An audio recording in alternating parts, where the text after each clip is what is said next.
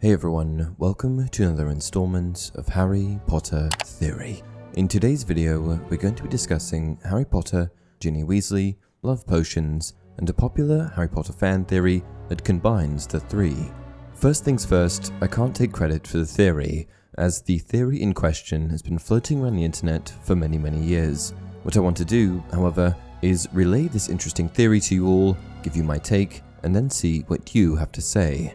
The theory, put quite succinctly, is this: Ginny Weasley gave Harry Potter a love potion.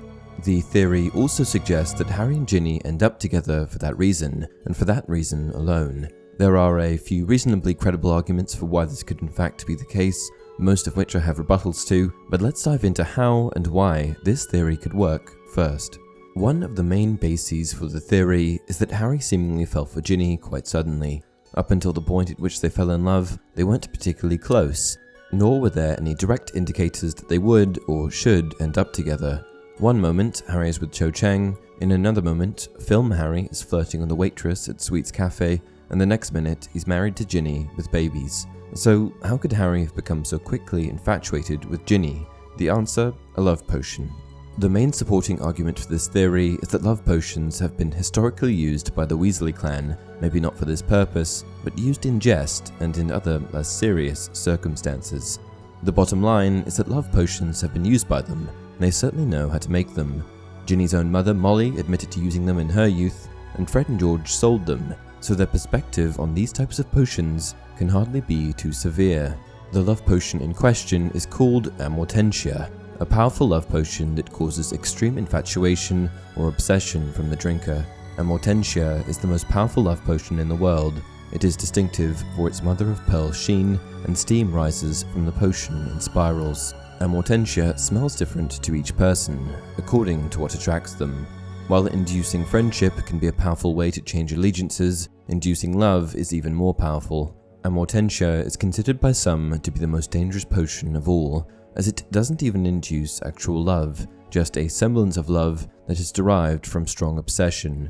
We see and hear of amortentia in the Harry Potter franchise quite a bit, and it can make people do some very uncharacteristically strange things. One of the most famous examples of a love potion being used is in the story of the birth of Voldemort, where Merope, Voldemort's mother, infamously used a love potion on his father.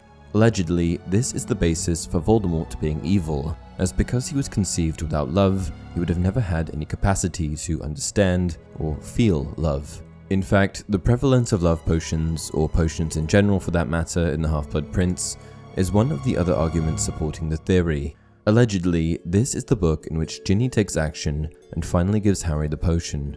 It also sort of makes sense because it's in this book that potions are popping up more than ever.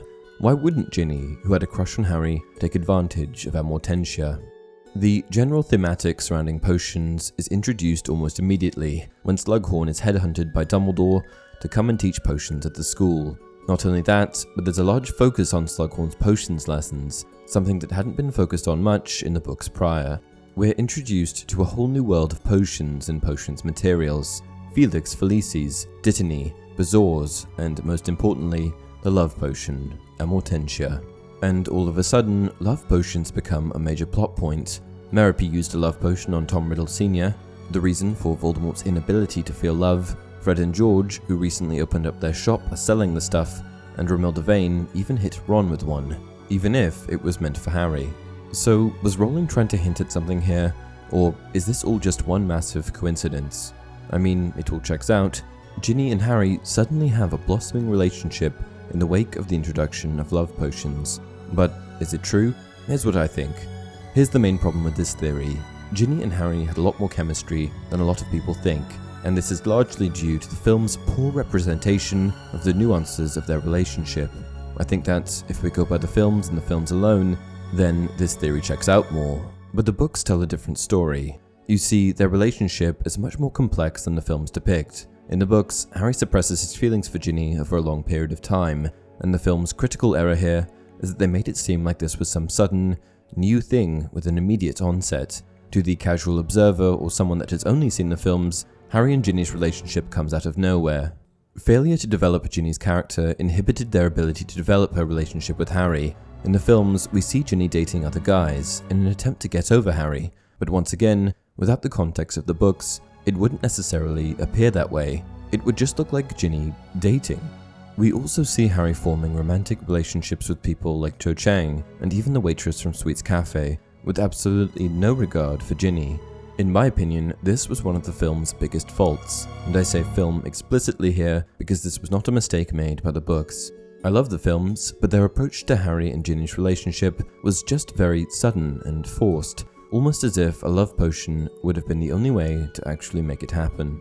Another reason that love potion theory doesn't check out is that Harry isn't exhibiting the obsessive behavior alluded to in other situations in which the potion is used. Tom Riddle Sr., who previously had absolutely zero interest in Merope, became so obsessive that he dropped everything else in his life and had a child with her, acting against all of the prior stigma that he had held toward Merope and her family. Even the brief segue into Ron's obsession with Romilda Vane tells us that amortentia doesn't just produce light feelings of love, it creates a burning obsession, an infatuation, which is why the potion is truly so dangerous. Those under the effects of the potion exhibit a loss of inhibitions, a lack of regard for every other aspect of their life, and Harry, still fighting against Voldemort and out hunting Horcruxes, never displayed this type of tunnel vision. Him and Ginny still got together, but it was passive. Ginny wasn't the only thing going on in Harry's life, and he certainly never gave her his undivided attention. Furthermore, if Ginny knowingly gave Harry a love potion, fully aware of its powerful effects, she would have been knowingly jeopardizing the entire wizarding world. The last reason that I'm not convinced by this theory is that love is a powerful and central theme across the entire Harry Potter story, and this theory would put a glaring hole in the thematic that Rowling was trying to establish. We're hit with the notion that love is the most powerful form of magic right from the beginning, when Harry is saved by his mother's loving sacrifice, and later we're told that Voldemort, the primary dark force working against Harry, is the way that he is because of his inability to understand love. Rowling purposely contrasts real love with infatuation because she wants the reader to understand the differences, with real love always ending up on top. To have Harry, the main protagonist whose very life was saved by love, end up in a relationship as a result of a love potion would be a great disservice to the story as a whole. Also, I just don't think that Ginny would do it. What do you guys think? I'd love to hear your opinion on this theory. If you enjoy the content, please like the video and subscribe to the channel. Until next time, do not pity the dead, Harry. Pity the living, and above all, those who live without love.